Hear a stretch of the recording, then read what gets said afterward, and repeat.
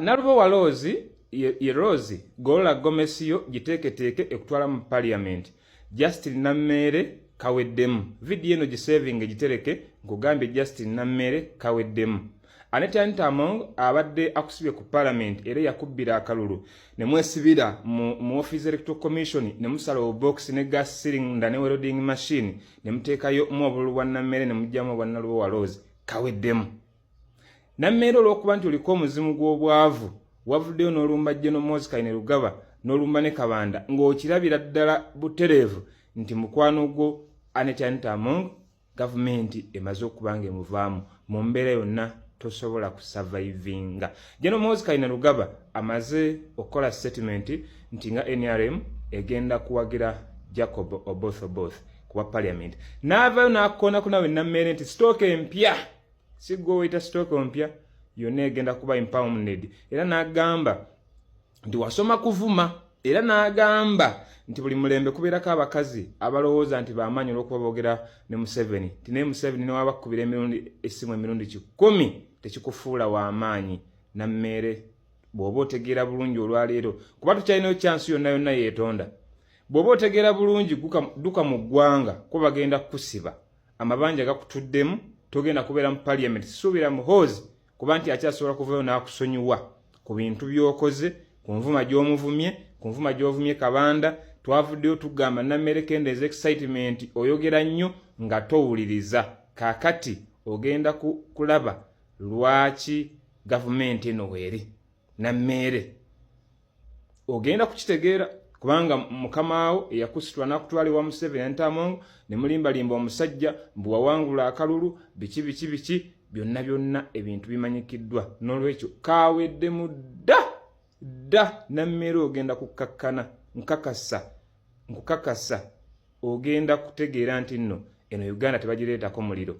Ovumye buli muntu omanyidde buli muntu kaakati olwaleero Aneta Among akutaase. Yakoze statement eno okusinzirira nga General Moses Kainerugaba amaze okuba nga ate endoosinga Jacob Oboth n'atuuka n'okumugamba nti singa kisoboka wandibadde odduka mu ggwanga n'ogenda essaawa ya kakati wenjogerera Nammere abuziddwawo kigambibwa abadde agenda ku dina ku celebratinga nga wamaze okusoyalinga in ne bamuyoola akatambi kaka.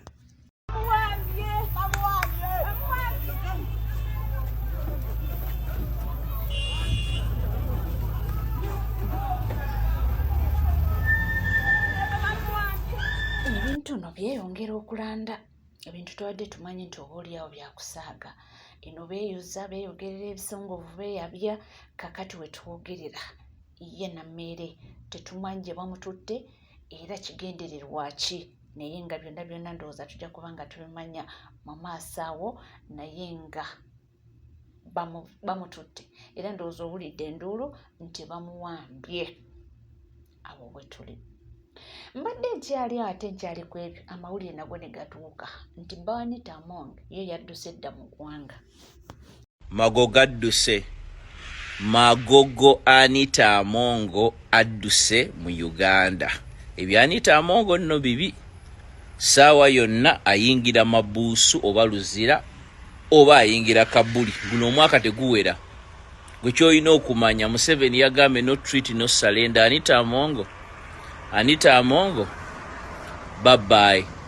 Yongera okulanda waliwo avuddeyo n'atuwa ne update n'atugamba nti bamaze dda okusalawo dda mbu mu State House nga bagamba nti omukulu Jacob Oboth yagenda okubeera speaker ate ye omukulu Thomas Tayebwa ajja kusigaza entebe ye nga deputy speaker.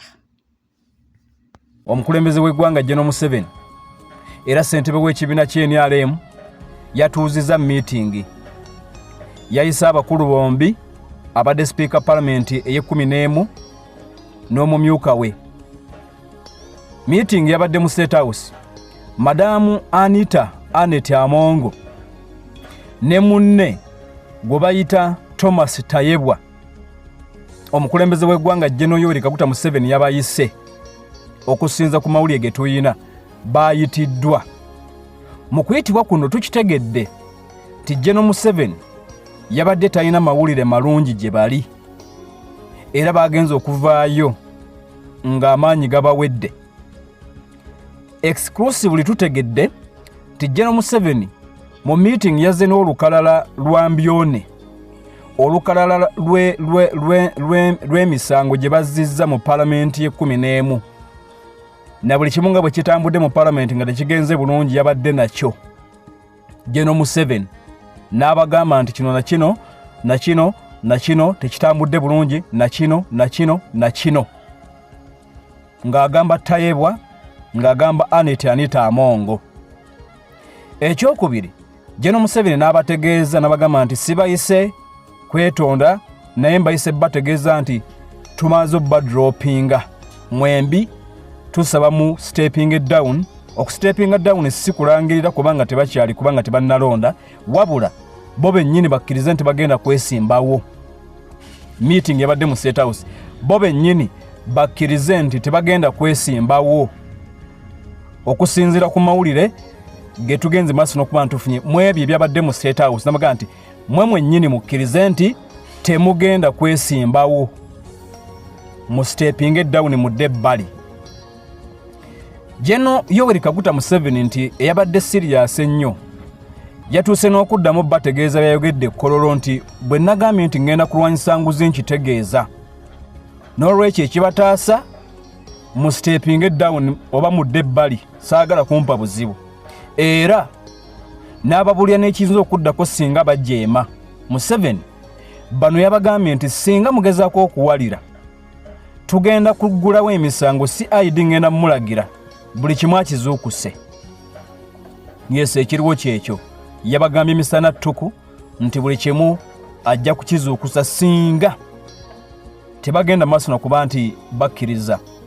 Mu meeting tutegedde nti mu bino ebyabaddewo waabaddewo nnyo okwegayirira okuva eri omukyala Madamu Anita Amongo nti yagezezzaako okunnyonnyola Commander in Chief, okunnyonnyola General Museveni n'okumulambika oba n'okwetonda n'okusabayo chance endala nti ajja kuba atereeza mu kisanja bamwongere omukisa ajja kuba atereeza ebiganye.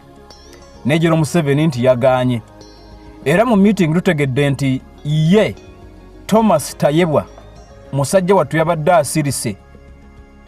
Thomas Tayebwa tiyabadde na bigambo bingi era nga bw'omwanyisi wa bigambo bingi yabadde tayinza kwogera nnyo ng'ate boosi we waali Anita Amongo ensonga emu. Ekyokubiri nti si musajja wa bigambo bingi era nti mu meeting yabadde asirise, yabadde mu State House. Kakati ne bagenda maaso n'okweka nti baavuddeyo bwe batyo wabula nti mu kuvaayo Madamu Anita Amongo alabika nga atakkiriza. Anita Amongo alabika nga teyakkiriza era nga tebamanyi oba tagenda kwesimbawo singa ekibiina tekimuleeta. Olunaku olwaleero Amole nga wadde ogafunye nti mu State House wagenda kubeerayo meeting egenda okubeera mu State House erabika nga yegenda okusiiringa fate eya speakership mu 12 mu parliament ye-12. Kiyinza okuba kigenda kusalibwawo ampuliriza olunaku olwaleero meeting gyeri egenda kubeerayo. Bagenda kuba basalawo ani gwe baleeta kuba speaker. Ekirala tukitegedde nti ku Lwokusatu waabaddewo meeting y'abakulembeze mu kibiina ky'NRM. Meeting yatudde mu kibiina abakulu mu kibiina ky'NRM mu kiiko olukulembeze General Museveni n'abalala. Jjukira nti Madamu Anita Amongo mukulembeze mu kibiina ky'NRM ali ku ddaala lya mumyuka ku ddaala ate ery'eggwanga wabula mu meeting eno tebaamuyise. Waliwo n'abamyuka babiri abalala be bataayise nga kigamba okuba nti bali ttiimu Anita Amongo mu meeting tebaabayise ku Lwokusatu era babadde bagenda maaso n'okuba nti basalawo ono boolyawo bamudropinge. Ekirala bwe bamaze okuba nti batuuza meeting eno kwe kujja ne bamuyita ku lunaku olwokuna oluyise ate ne basalawo kubanga mu kunaku olwokusatu nti babadde batuula okusalawo nti tetugenda kumuzza. Kati ku lunaku olwokuna oluyise nga balina okumubuulira bye basazeewo ne bamuyita ne munne. Olwaleero ku Lwokutaano batuula basalewo ani gwe munange nammere navayo nenkuwoninga nenkugamba nti olaba omuntu w'omugagga ayogedde wabaawo boosi oba byamugambye nti tewandikoze ensobi ey'okubanga otambalira Kabanda. Ebintu by'enseno si byangu. Nammere navuddeyo nenkugamba tovumanga kadeyideyi w'omugagga. Omugagga yaba amutumye. Kati Amongo tebamugobye. Omanyi Nammere yagudde olutalo ku buli muntu ku lwa Speaker Anita Amongo. Ebyaddala omusajja Gen. Muhoozi Kainerugaba amunaabidde mu maaso era amugobye. Okitegeera Nammere bali ku internet ne full figure yadde beeyuzaayuza okufa. Jjukira full figure yavuddeyo n'agamba Nammere nti Nammere yali akwana Kabanda n'agaana. Kati ne Nammere n'avaayo n'agamba full figure nti taata we baamussa mayinja. Yakwata full figure n'alya ne muganda wa full figure ebisiyaga n'amuvunza akabina. Bwekyalo ne kyegugunga ne bamukuba amayinja ne bamutta. Naye ng'ebyaddala abantu be mulwanira mubalabye. Navuddeyo ne mbagamba nti Gen. Muhoozi Kainerugaba baba avuddeyo n'ayogera ebigambo ebyo kitegeeza by'ebigambo ebituufu ebisembayo ku Speaker Anita Amongo ne bw'aneetonda atya bano abasajja tebayinza butakola ki butamufulumya. Amongo ku ssente z'abadde akoze z'abadde afunye n'amaanyi g'abadde azimbye mu Paaliyamenti nga tebayinza kumulekawo tosyayininga okusinga mukamaawo. Ebyo byeyongedde okutabuka. Ebintu byeyongedde okutabuka. Era waliwo agambye nti nedda oba alimba nti bulijjo tukubawa n'enduulu nti abaana babawamba. Ye kennyini n'avaayo n'agamba nti mu Uganda tebalina muntu gwe bawamba. Justin Nammere ye yabyogera. In a sinking boat, no one is safe, even the owner of the boat. Kubanga aba losing the business. This is what we always tell you people. Naye, Nammere once said, there's no one who's being abducted in Uganda. People are being arrested. Maybe she was also arrested, not abducted. I'm seeing people posting that she's abducted. Please, Nammere said no one is ever abducted here. Kitegeera.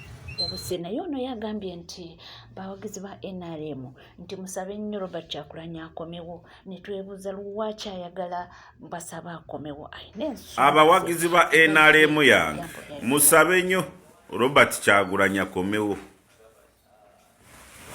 Nabagamba Bobi Wine wali watali abaleetera kwekuba. Kati emyezi gyamaze taliiwo mu ggwanga. Pulezidenti Yoweri Kaguta Museveni omwagalwa w'abangi n'alangi n'asoyalinga nga 12 naye atanarayira ne bwe yarayidde ba NRM beeyuza beekuba. Tunuulira nono Nammere ne Kabanda beeyuza. Tunuulira babuloga ba NRM manya Turulida 25 ba Frank abawo bakaba bati babawadde kade wayita kusoyalinga. Naye muraba mmwe cash crop yali Bobi Wine. Kati bye mulimu na kuoganira ku TikTok ku mikutu gy'amawulire na kwesabula n'okweyuzayuza. Murabye ngu bamo basupportinga NRM mu buvuyo we watali kavuyo abatalina kyayogera. Sawa zino gundi speech ya president gye yayogedde okumala kumpa essaawa emu n'ekitundu byabasiimuse ku mitwe tiwali n'abiriko muliku Speaker Among n'ekibiina kya PLU. Ndabye Turulida ayisaamu amaaso General Muhoozi Kainerugaba. Gaana okkirize we twogerera kati leero nga 15 ogw'okutaano wayiseewo ennaku 3 Pulezidenti Yoweri Kaguta Museveni amaze kurayira. Gwe yenna ayisaamu General Muhoozi amaaso oli mu kawungeeziko. because kirizogane tuli mu transition kuva mu Yoweri Kaguta Museveni kugenda mu General Mboze Kainerugaba. Lwaki timulaba n'ekineewuunyisa abatali bawagizi baffe ba NRM naye ku sayidi endala bo bakiraba, naye abali kumpi ne General n'abawagizi ba NRM n'abeefuula ngo bawagizi ba PLU bo tibakiraba. Lwaki? Ganokirize mentality y'abo abavubuka bonna abanoonya byabwe kulya sente, tiwali kirala amaaso gaba ku sente, tigabeera mu kutunuulira kike kijja esente zitanajja. Esente ogenda zifuna obulena wa kuziriira,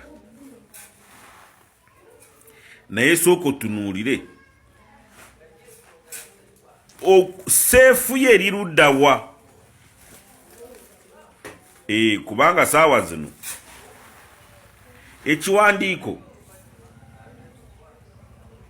Kabanda Ntyazo kye yasomye toyinawo okiwakanira, toyinawo okijolongera, kubanga tiyakisomedde mu makaage, yakisomedde ku kitebe kya PLU. Lwaki mulowooza katono?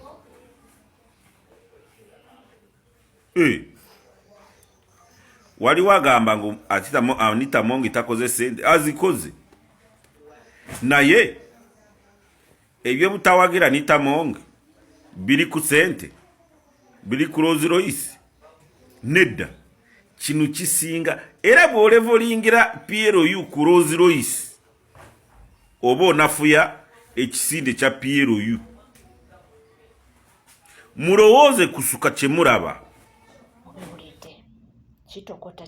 Kitokota nga sisaanikira tono yavuddeyo n'agamba nti Anita Among yatuuka ne yeerabira n'alowooza nti oba ye sipiika asoose, ate nga twalina Honorable Alitwala Rebecca Kadaga mumujjukira.